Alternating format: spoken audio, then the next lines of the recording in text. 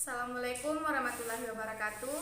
Perkenalkan, nama saya Sinarwati dengan nomor Stanbook A 200-144 semester 2 kelas A. Di sini saya akan menjelaskan sedikit mengenai tentang materi saya, yaitu Undang-Undang HAM dan Hukum Internasional.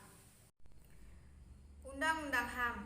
Hak asasi manusia adalah hak dasar yang dimiliki manusia sejak manusia itu dilahirkan.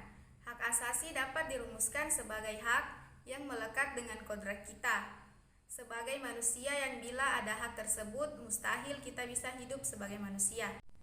Hak ini dimiliki oleh manusia semata-mata karena ia manusia, bukan karena pemberian masyarakat atau pemberian negara.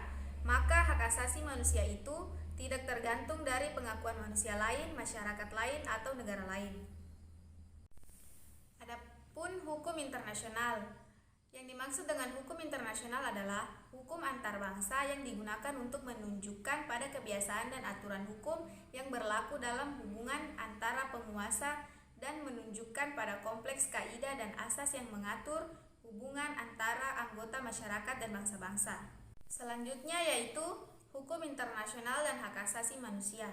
Hukum internasional dan hak asasi manusia berkaitan erat satu sama lain. Selain itu, hukum pidana dan hukum internasional bersifat komplementaritas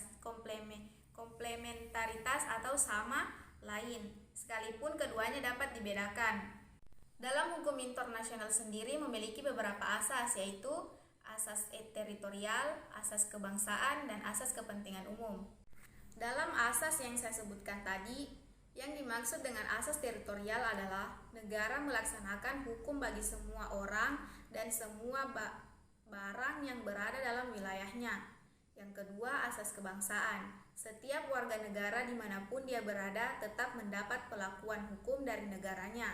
Asas ini memiliki kekuatan ekstrateritorial, artinya hukum negara tiap berlaku bagi seorang warganya walaupun berada di negara lain. Yang ketiga, asas kepentingan umum. Negara dapat menyesuaikan diri dengan semua keadaan dan peristiwa yang bersangkut paut dengan kepentingan umum. Jadi, hukum tidak terikat pada batas-batas wilayah suatu negara.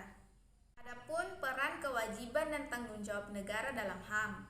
Berdasarkan instrumen-instrumen hak asasi manusia internasional, telah diterima bahwa pihak yang berdasarkan hukum dalam melaksanakan HAM adalah negara.